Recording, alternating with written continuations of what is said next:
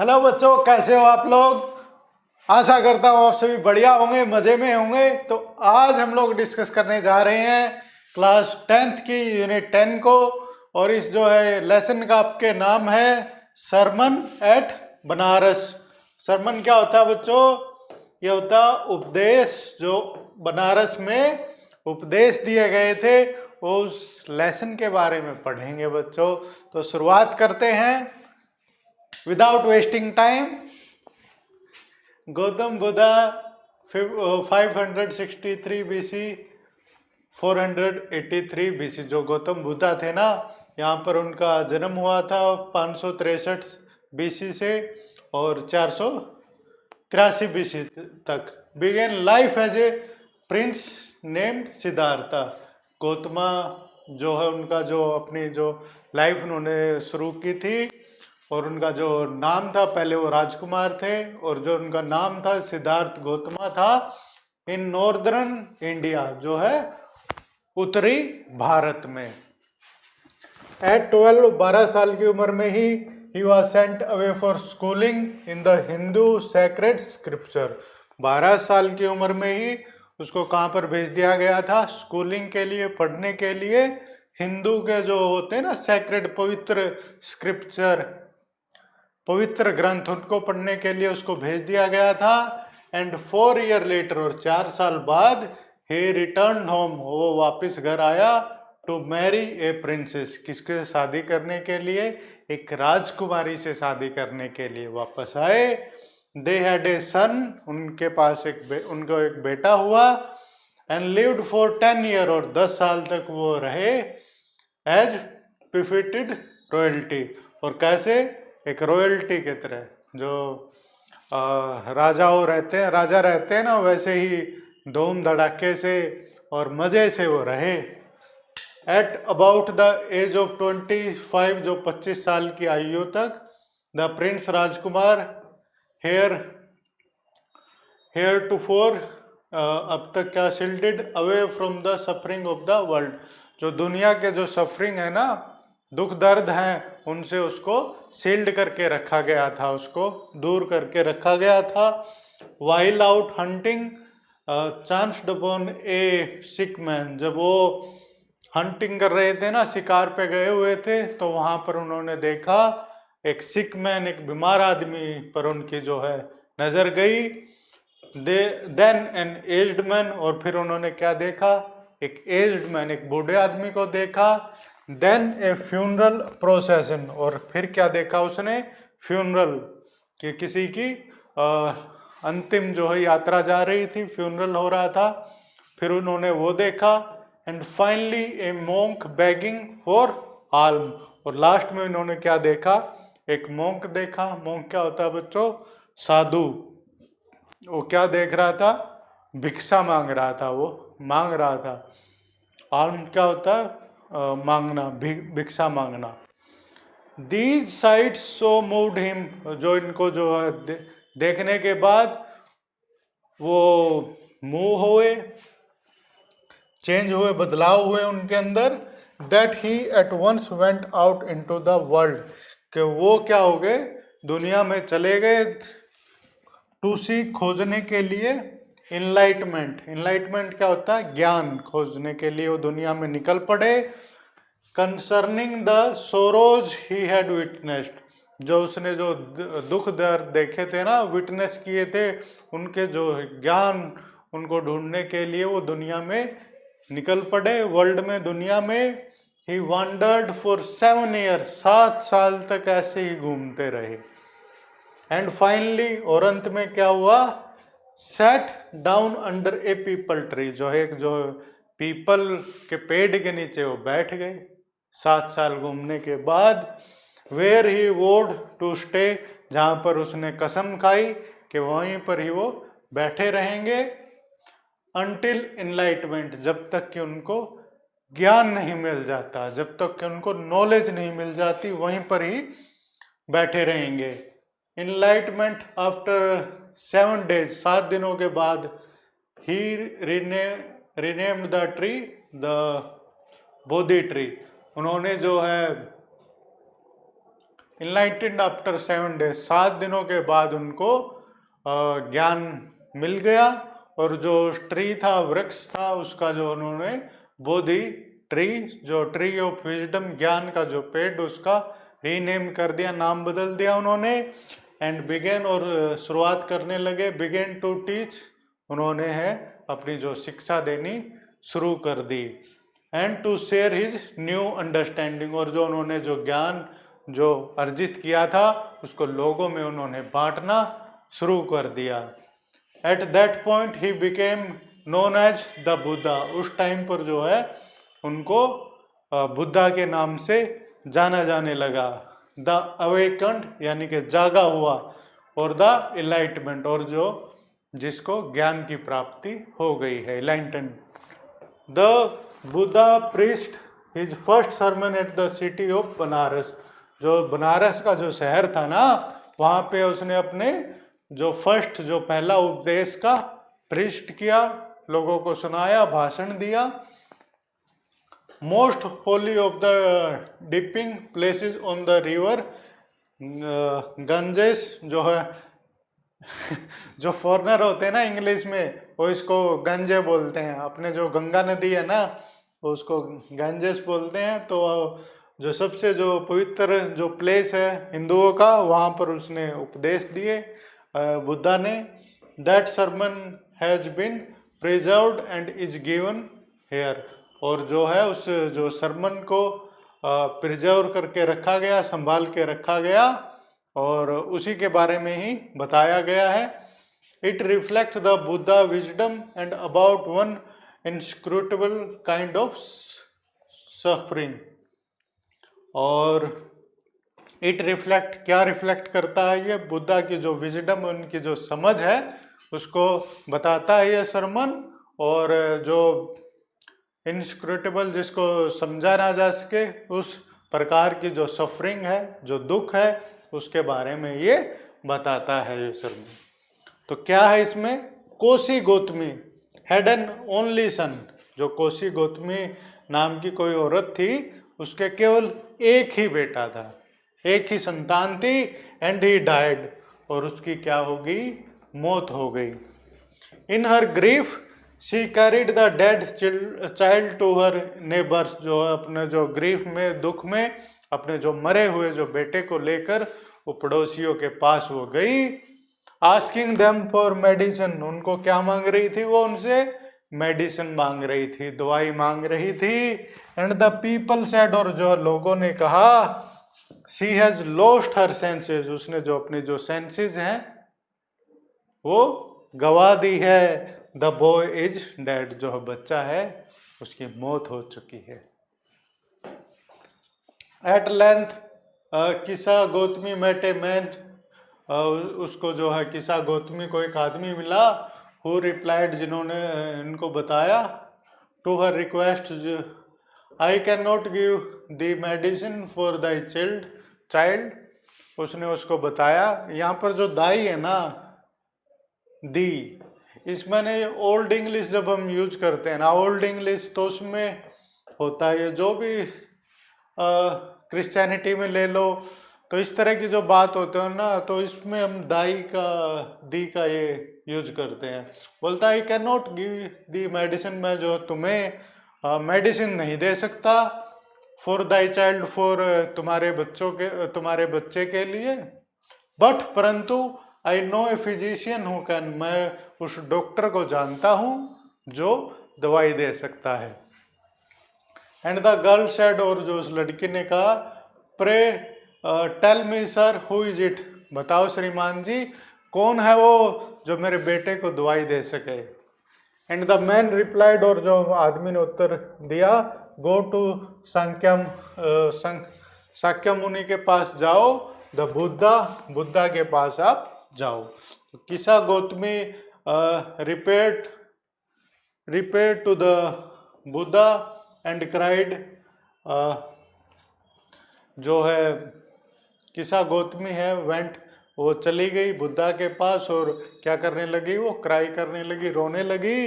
Lord and master, वो बोलते भगवान और master Guru, give me the medicine that will cure my boy, और जो है मुझे ऐसी दवाई दो जो जो मेरे बच्चे का, मेरे बेटे का इलाज कर सके। तो बुद्धा आंसर्ड, जो बुद्धा ने उसको आंसर किया, उत्तर दिया, I want A handful of mustard seed, मुझे कुछ है जो सरसों के जो सीड है ना, बीज, वो चाहिए, मुट्ठी भर।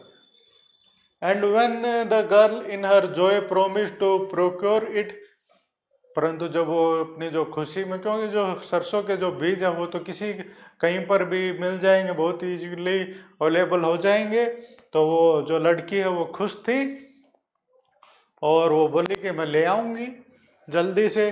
द बुद्धा एडेड, जो बुद्धा ने अब ऐड किया, उसमें जोड़ा, क्या जोड़ा उसने, the mustard seed must be taken from a house, जो मस्टर्ड, जो सरसों के जो सीड है, जो बीज है, उस हाउस से लेके आने हैं आपने, वेयर, जहां पर no one has lost a child, जिसने कभी भी कोई जो चाइल्ड है, बच्चा नहीं गवाया हो, हस्बैंड, कोई पति नहीं गवाया हो, पेरेंट्स, माता पिता नहीं गवाए हो, या फिर कोई फ्रेंड जिसका ना मरा हो, उस घर से आपको मस्टर्ड सीड, जो सरसों के जो सीड हैं, जो बीज हैं, वो आपको लेके आने हैं।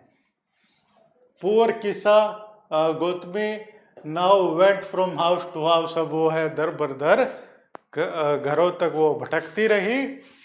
एंड द पीपल पिटीड हर, जो लोगों ने उसके ऊपर, पीटी क्या होता है, दया दिखाई, एंड सेड, और कहा, here is the mustard seed, ये लो मस्टर्ड के सीड, सरसों के सीड ये लो, टेक इट, ये ले लो।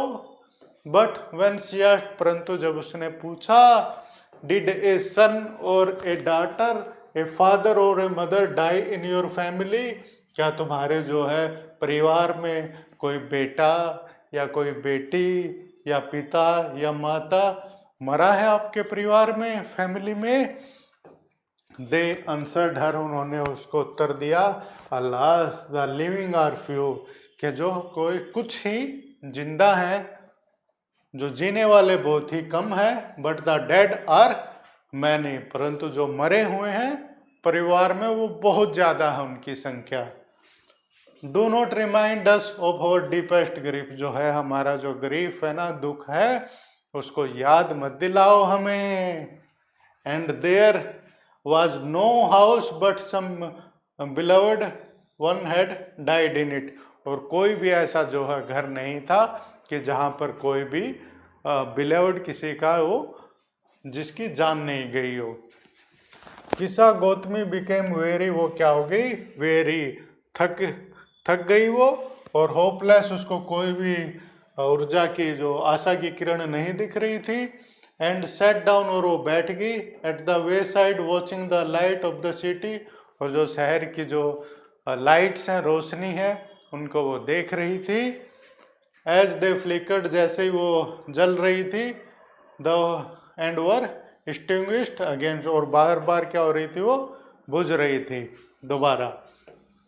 At last the darkness of the night rain everywhere, last में जो है जो डार्कनेस, अंधेरे का ही चारों तरफ फैल गया अंधेरा। And she considered the fate of man, और जो है उसने जो लोगों का, जो आदमी है उसका जो फेट होता है, भाग्य होता है, उसको माना उसने। That their lives flicker up, कि उनकी जो जिंदगियां वो आती हैं, एंड आर एक्सटिंग्विश्ड अगेन, और वो बाद में चली जाती हैं, सो उनकी मौत हो जाती है। And she thought of her self, और उसने आप में सोचा, how selfish am I in my grief, कितना जो मेरा दुख है उसमें मैं कितनी सेल्फिश हूँ। Death is common to all, मृत्यु है वो तो सबको आनी है। Death is common to all, yet in this valley of desolation there is a path that lead him to immortality. Yet, फिर भी, जो इस जो दुखों, वैल्यू ऑफ डेसोलेशन क्या होता है, दुखों भरा संसार, दुखों भरी दुनिया में, देयर इज ए पाथ, एक रास्ता है, दैट लीड टू इमोर्टैलिटी, जो रास्ता है जो अमरता की तरफ, इमोर्टैलिटी की तरफ जाता है। Who has surrendered all selfishness, जिसने अपना जो सब कुछ सरेंडर कर दिया है, अपना त्याग दिया है। द बुद्धा सेड, जो बुद्धा ने कहा, the life of mortar in this world, जो है मोर्टल होते हैं ना जो लोग, उनकी जो जिंदगियां हैं इस दुनिया में, इज ट्रबल्ड, मुसीबत में पड़ती हैं वो, and brief and combined with pain, और उसमें क्या होता है, पेन होते हैं, दुख दर्द उसमें होते हैं। For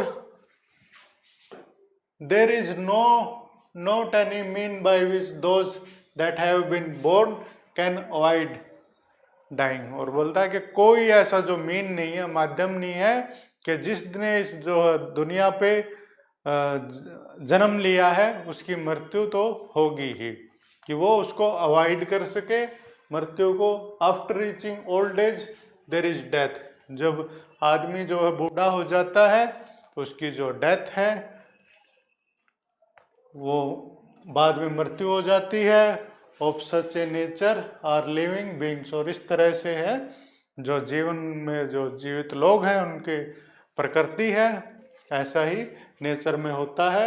as ripe fruit are early in danger of falling, क्योंकि जो पके हुए फल होता है ना, राइप क्या होता है, राइप फ्रूट, वो पेड़ से जल्दी गिरने का जल्दी गिरते हैं। So mortals when born are always in danger of death, जो है मोर्टल्स होते हैं जब उनका जन्म होता है हमेशा ही वो खतरे में होते हैं, किसके, डेथ के, मृत्यु के।